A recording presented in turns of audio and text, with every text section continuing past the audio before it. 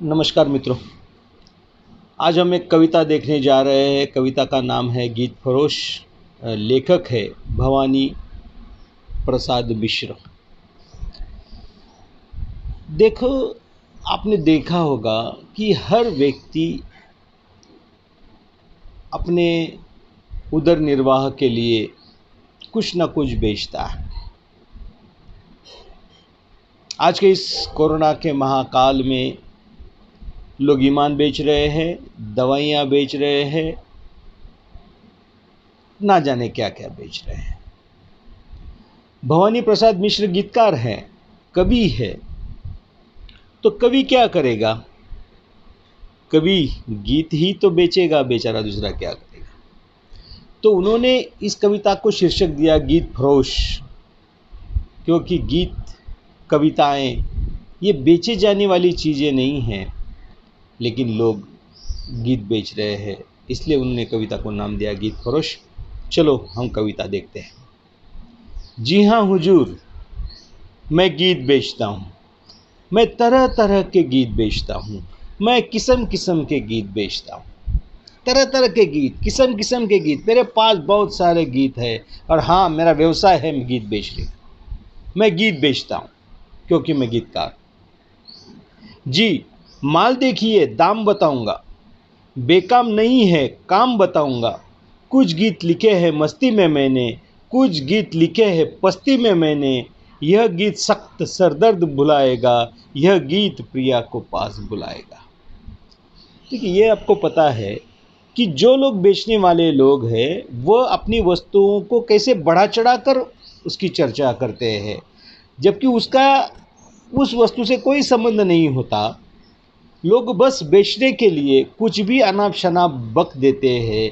ठीक उसी तरह से भवानी प्रसाद मिश्र जी कह रहे हैं कि माल देखिए, पहले आप गीत देखो, पहले आपको जो पसंद आ जाए गीत मुझे बता दो, फिर मैं उसका दाम बताऊंगा। बेकाम नहीं काम बताऊंगा। मैं बेकाम का गीत नहीं बेच रहा हूँ, तो मैं काम वाला गीत बेच रहा हूँ। मैं आपको उसका काम भी बताऊंगा, उसका दाम भी बताऊंगा। और फिर जैसे लोग कहते हैं भिंडी ले लो, आलू ले लो, है, तो उसी तरह से वो अब कह रहे हैं, वो क्या कह रहे हैं, कुछ गीत लिखे हैं मैंने मस्ती में, कुछ गीत लिखे हैं मैंने पस्ती में। यह गीत सख्त सरदर्द भुलाएगा। अब देखो, गीत सुनने से किसका सरदर्द भागता है, लेकिन वो कह रहे हैं कि ये गीत जो है ये आपका सरदर्द जो है वो भी भगाएगा। यह गीत पिया को पास बुलाएगा। आप जिससे प्रेम करते हो, अगर ये गीत गाओगे तो आपका प्रिय जो है, आपका पिया जो है वो आपके पास आ जाएगा। इस तरह के किस्म किस्म के गीत मेरे पास है और मैं वो गीत बेच रहा हूँ। आगे कहता है, जी पहले कुछ दिन शर्म लगी मुझको, पर बाद बाद में अक्ल जगी मुझको। जी लोगों ने तो बेच दिए ईमान, जी आप न हो सुनकर ज़्यादा हैरान। मैं सोच समझकर आखिर अपने गीत बेचता हूँ। जी हाँ हुजूर, मैं गीत बेचता हूँ, मैं तरह तरह के गीत बेचता हूँ, मैं किस्म किस्म के गीत बेचता हूँ। वो कहते हैं कि गीत बेचने के लिए जब पहले पहले मैंने शुरुआत की तो मुझे शर्म लगी, क्योंकि मैंने पहले आपको बताया कि गीत ये बेचने की वस्तु नहीं है, इसलिए उनको शर्म लगना लाजमी है। तो वो कहते हैं कि मुझे पहले पहले तो शर्म लगी, लेकिन बाद में मैंने देखा कि अरे लोगों ने ईमान बेच दिया, तो गीत कौन सी बड़ी बात। आपको ईमान बेचने वालों की एक बहुत लंबी कतार आपको मिल जाएंगी। पत्रकारिता में ईमान बेचने वाले लोग आपको मिल जाएंगे। राजनीति में तो लगभग सभी ने ईमान बेच दिए हैं, है ना। डॉक्टरों ने भी ईमान बेच दिए हैं। अगर आपने देखा होगा कल वीडियो, तो आपने देखा कि जो आदमी मर चुका है उसके जेब से पैसे चुराते हैं लोग।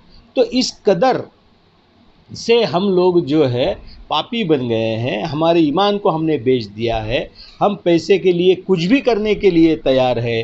तो बेचारा गीतकार तो बस अपने गीत बेच रहा है, अपनी मेहनत बेच रहा है, अपना अनुभव बेच रहा है, अपनी अभिव्यक्ति बेच रहा है। इसलिए गीत बेचना कोई बुरा नहीं है। इसलिए वो कहते हैं कि मुझे पहले शर्म लगी, लेकिन बाद में मैंने देखा कि लोग ईमान जिन्होंने बेच दिए हैं वो लोग बेच रहे हैं, तो मेरे गीत बेचना मुझे कोई कठिन नहीं।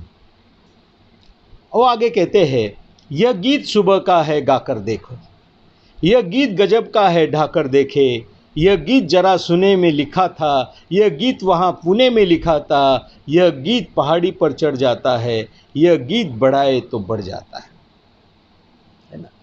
फिर वो अपने गीत की जो विशेषताएं हैं वो बता रहे हैं कि ये गीत मैंने सुने में, जब मैं अकेले में था तो तब मैंने ये गीत लिखा। ये एक दूसरा जो गीत है उन्होंने कहा कि ये गीत जब मैं पुणे में था तब मैंने ये लिखा है। और फिर ये जो गीत है इसको अगर आप सुनेंगे तो आपका मन जो है वो आनंदित हो जाएगा। ये जो गीत है वो पहाड़ी पे चढ़ जाएगा, पहाड़ी पे चढ़ने के लिए आपको सहायता करेगा। और ये जो गीत है ये आपका जो बढ़ रहा है उसे और बढ़ाएगा। इस तरह का एक सुंदर कविता जो है वो यहाँ पर उन्होंने कही है।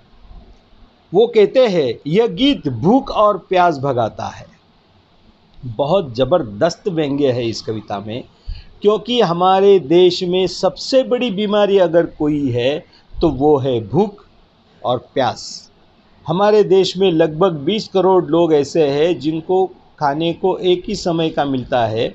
पूरी रोटी का चांद उन्होंने आज तक नहीं देखा है। ऐसे 20 करोड़ लोग हैं जो अधनंगे कपड़ों में रहते हैं, जिनके रहने के लिए घर नहीं है, जिनके खाने के लिए कुछ नहीं है, फुटपाथ पर सोते हैं, जो मिल जाए वो खाते हैं।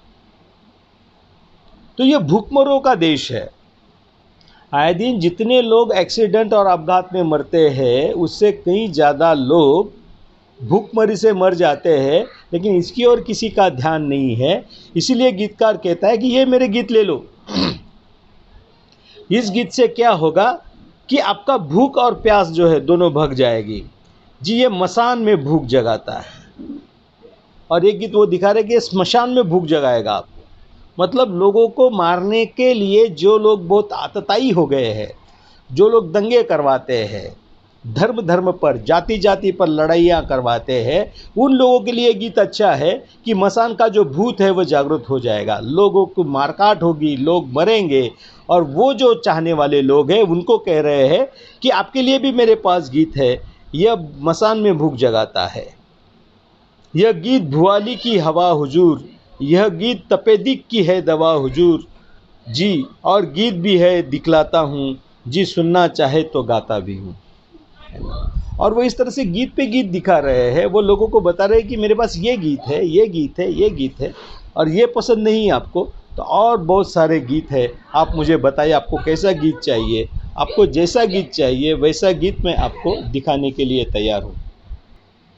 आगे की पद में वो कहते हैं जी छंद और बेछंद पसंद करे, जी अमर गीत और ये जो तुरंत मरे, ना बुरा मानने की इसमें क्या बात, मैं पास रखे हूँ कलम और दावात, इनमें से भी भाई नहीं नए लिख देता हूँ, मैं नए पुराने सभी तरह के गीत बेचता हूँ। जी हाँ हुजूर, मैं गीत बेचता हूँ, मैं तरह तरह के गीत बेचता हूँ, मैं किस्म किस्म के गीत बेचता हूँ। छंद बेछंद, किसी को छंदबद्ध कविताएं चाहिए तो ये लीजिए छंदबद्ध है, किसी को मुक्त छंद की रचनाएं चाहिए ये लीजिए, ये भी मेरे पास है। कुछ लोगों को अमर गीत चाहिए वो भी मेरे पास है, और कुछ लोगों को अगर तुरंत मारना है गीत सुनाकर तो वो भी गीत मेरे पास है। इस तरह के किस्म किस्म के गीत कवि जो है अपने पास लेके बैठे हैं। वो कहते हैं कि आपने ना कह दे तो उसमें बुरा मानने की क्या बात, ये मेरा व्यवसाय है, धंधा है, धंधे पे बैठा हूँ। आपको गीत पसंद नहीं है, ओके, नहीं पसंद तो नहीं पसंद ना, मुझे कोई बुरा नहीं है, लेकिन मैं साथ में दवात और पेन लेकर बैठा हूँ, लेखनी लेकर बैठा हूँ। आप बोलो कैसा गीत चाहिए मैं लिख कर देता हूँ, क्योंकि मुझे पैसा कमाना है, क्योंकि मुझे गीत बेचना है। इसलिए वो कहते हैं कि मेरे पास दवात है, आप जैसा चाहो वैसा गीत मैं आपको लिख दूँगा, लेकिन हुजूर आपको जैसा गीत चाहिए वैसा मैं लिख दूँगा, क्योंकि मैं गीत बेचने वाला हूँ, मैं गीतकार हूँ और मुझे गीत बेचना है। अंतिम उसमें वो कह रहे हैं जी गीत जन्म का लिखूं, मरण का लिखूं, जी गीत जीत का लिखूं, शरण का लिखूं, यह गीत रेशमी है, यह खादी का है, यह गीत पित्त का है, यह बादी का है, कुछ और डिज़ाइन भी है, यह इल्मी, यह लीजे चलती है चीज़ नहीं फिल्मी, यह सोच सोच कर मर जाने का गीत, यह दुकान से घर जाने का गीत, जी नहीं दिल लगी कि इसमें क्या बात, मैं लिखता ही तो रहता हूँ दिन रात। बहुत ज़बरदस्त व्यंग्य वो कसते हैं। जी गीत जन्म का लिखूं मरण का लिखूं, आप बताओ कैसा चाहिए आपको। कोई आपके घर में जन्म लिया है किसी बच्चे ने या बच्ची ने, मुझे बताइए, मैं लिख देता हूँ। आपको कोई आपके घर से कोई मरा है तो मैं भी वो भी गीत लिखने को तैयार हूँ। जी गीत जीत का लिखूं शरण का लिखूं। हमारे देश में आए दिन जीतने वाले लोग भी है तो शरणार्थी लोग भी है। जूते चप्पल चाटने वालों की कोई कमी नहीं है हमारे देश में। इसलिए वो कहते हैं गीतकार कि आप बताओ आपको कैसा आपको जीत का गीत चाहिए तो मैं जीतने का गीत लिखूंगा।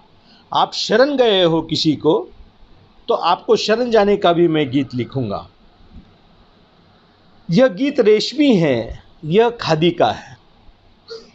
अमीरी और गरीबी के बीच की जो बात है वो यहाँ पर कभी करके, ये एक रेशमी है। जो अमीर लोग जो है रेशमी कपड़े पहनते हैं उनके लिए रेशमी गीत भी है, और गरीब या क्रांतिकारी या कांग्रेसी उस ज़माने में जो लोग थे वो खादी पहनते थे, तो वो कहते हैं कि खादी के लिए भी मेरे पास है। मतलब स्वतंत्र वीरों के लिए, स्वतंत्रता सेनाओं के लिए, देश पर मर मिटने वाले लोगों के लिए भी मेरे पास गीत है, और देश में जनता का खून चूसने वाले लोगों के लिए भी मेरे पास गीत है। यह गीत पित्त का है, यह वादी का, कुछ डिज़ाइन और भी है इल्मी। यह लीजिए चलती है चीज़ नई फिल्मी। आपको अगर नई चीज़ फिल्मी चाहिए तो फिल्मी गाने भी मैं बनाता हूँ। आपको जिस जिस तरह का गीत चाहिए उस सभी तरह का गीत जो है मैं बेचने के लिए यहाँ बैठा हूँ। यह सोच सोच कर मर जाने का गीत, यह दुकान से घर जाने का गीत। बहुत सारे दुनिया का टेंशन जिन लोगों ने ले लिया है, जो बहुत टेंशन लेकर जीते हैं, उनके लिए भी मेरे पास गीत है। आपको घर दुकान से घर जाना है या काम से घर जाना है, उसके लिए अगर आपको गीत चाहिए तो वैसा भी गीत मेरे पास है। क्यों है ये जी दिल लगी की क्या बात। अगर किसी ने कह दिया कि भाई नहीं यार आप हमें माफ़ कर दो, हम ये गीत नहीं लेना चाहते, तो वो कहते हैं कि ठीक है, इसमें डरने की क्या बात है, इसमें दिल लगी की क्या बात, मैं लिखता ही रहता हूँ दिन रात, मुझे कोई फ़र्क नहीं पड़ता। आप गीत खरीदो ना खरीदो, मैं तो दिन रात लिखता रहता हूँ, हर विषयों पे लिखता रहता हूँ। आपको जब भी याद रखना, आपको जब भी जैसा भी गीत लगे आप मुझे आकर मिलना, मैं आपको गीत बना कर दूंगा नया जैसा चाहिए, या इनमें से अगर कोई आपको पसंद है तो वो आप ले सकते हैं। तो तरह तरह के बन जाते हैं गीत, जी रूठ रूठ कर मन जाते हैं गीत, जी बहुत ढेर लग गया हटाता हूँ, ग्राहक की मर्जी अच्छा जाता हूँ, है ना। वो गीत पर गीत दिखा रहे हैं लोगों को, मौत का गीत, जन्म का गीत, प्यार का गीत, फिल्मी गीत, और तरह तरह के गीत, गरीब का गीत, अमीर का गीत, गरीबी भुखमरी का गीत, है ना। सभी तरह के गीत वो दिखा, तो वो कहते हैं ठीक है भाई, इतने सारे गीत आपको पसंद नहीं तो मैं इनको हटा रहा हूँ, आपको फिर दूसरे नए गीत दिखाऊंगा, क्योंकि रूठ रूठ कर बन जाते हैं गीत। मेरा हर पल जो है वो गीत बनाने में ही निकल जाता है। मैं दिन रात बस गीत ही लिखता हूँ, क्योंकि मैं कलाकार हूँ, मैं कवि हूँ और मैं गीतकार हूँ, इसलिए मेरा काम ही है गीत लिखना। आगे वो कहते हैं, ग्राहक की मर्जी अच्छा जाता हूँ, मैं बिल्कुल अंतिम और दिखाता हूँ, या भीतर जाकर पूछ आइए आप, है गीत बेचना वैसे बिल्कुल पाप। वो कहता है कि अगर आपको और कुछ देखना है तो मैं और आपको गीत दिखाना चाहता हूँ, और अगर आपको घर में जाकर किसी को पूछना है तो घर में जाकर पूछ कर आइए, क्योंकि हमारे समाज में ऐसे कई लोग हैं जो अपना निर्णय खुद नहीं ले पाते, इसलिए उन पर भी उन्होंने व्यंग्य कसा है कि भाई आप अपने घर जाके अपने घरवाली को पूछ ले, या घरवाले को पूछ लो, या अपने सास ससुर को पूछ लो, या अपने माँ बाप को पूछ लो, या जो भी आप पर अमल करता है उसे जाकर पूछ लो कि आप गीत खरीद रहे हो, मुझे कोई जल्दी नहीं है ना। अगर आपको पसंद नहीं है तो मैं उठता हूँ और मैं चलता हूँ, मुझे कोई फ़र्क नहीं पड़ता। आपने गीत नहीं लिया तो अगले नुक्कड़ पे जाकर मैं अपना गीत बेचूंगा, या अगले गांव अगले शहर जाकर मैं अपना गीत बेचूंगा। वो कहते हैं, ग्राहक की मर्जी अच्छा जाता हूँ, मैं बिल्कुल अंतिम और दिखाता हूँ, या भीतर जाकर पूछ आइए आप, है गीत बेचना वैसे बिल्कुल पाप, क्या करूँ मग लाचार हार कर गीत बेचता। गीत बेचना ईमान बेचने के बराबर उन्हें लग रहा है। वो कहता है कि मुझे बुरा लग रहा है, मुझे पता है कि गीत बेचना ईमान बेचने जैसा है, पाप है, लेकिन फिर भी मैं क्या करूं, लाचार होकर मैं क्या कर रहा हूं, मैं गीत बेचता हूं। जी हाँ हुजूर, मैं गीत बेचता हूं, मैं तरह तरह के गीत बेचता हूं, मैं किस्म किस्म के गीत बेचता हूं। हमारे देश में जो वातावरण है उस वातावरण के अनुरूप वो गीत बेचते हैं। और हम देख रहे हैं कि किसान जो है वो ही एकमात्र ऐसा व्यक्ति है जो अपने ईमानदारी से अपने खेत में अनाज जो है वो बो रहा है, निकलने के बाद उसे पैसे नहीं मिलते, वो अन्यायग्रस्त है, बावजूद इसके वह हर वर्ष बीज बोता है, हर वर्ष वो अनाज अपने लिए उगाता है, सब्जी हमारे लिए पकाता है, बनाता है और फिर वो हमें बेचता है, उसका उसे कोई मोल नहीं मिलता। यही कारण है कि आए दिन हमारे देश में किसान आत्महत्या करते रहते हैं। किसान के ही माल को खरीद कर व्यापारी अपना मनचाहा दाम उस पर लगा कर बेचता है। किसान यहाँ आत्महत्या कर रहा है, लेकिन किसानों के ही अनाज पर, किसानों ने ही उगाए हुए हर चीज़ पर व्यापारी जो है वो अपनी बिल्डिंगें बना रहा है, वो करोड़पति बन रहा है। और इसीलिए कवि जो है भवानी प्रसाद मिश्र की ये बेहतरीन रचना है। वो इसलिए वो कहते हैं कि मैं गीत बेच रहा हूँ, क्योंकि मैं क्या करता हूँ, मैं तो बस गीत ही बनाता हूँ। मैं कवि हूँ, मैं गीत बनाता हूँ, सभी तरह के गीत बनाता हूँ। और इस दुनिया में ऐसे ऐसे लोग हैं जो गीत भी खरीद लेंगे, क्योंकि उन्हें जो है सच्चाई से डर लगता है, इसलिए वो मृत्यु का गीत लिख कर लेंगे, वो स्तुति का गीत लिख कर लेंगे। आपने देखा है कि रीतिकाल में बहुत सारे स्तुति पाठक कवि होते थे और उनकी स्तुतियों को सुनकर राजा जो है वो खुश होते थे और कवियों को धन द्रव्य देते थे। लेकिन आजकल कवियों का कोई मोल नहीं रहा है, उनके गीतों का भी कोई मोल नहीं रहा है, क्योंकि सच्चाई से ये हर दुनिया भागती है। और इसीलिए भवानी प्रसाद मिश्र ने कहा कि जी हाँ हुजूर, मैं गीत बेचता हूँ, किस्म किस्म के गीत बेचता हूँ, तरह तरह के गीत बेचता हूँ। ठीक है, आप इस कविता को ठीक से अध्ययन करिए, कुछ अड़चन है तो प्रश्न पूछे, मैं आपको उसके जवाब अगले वीडियो में दूंगा। ठीक है, धन्यवाद।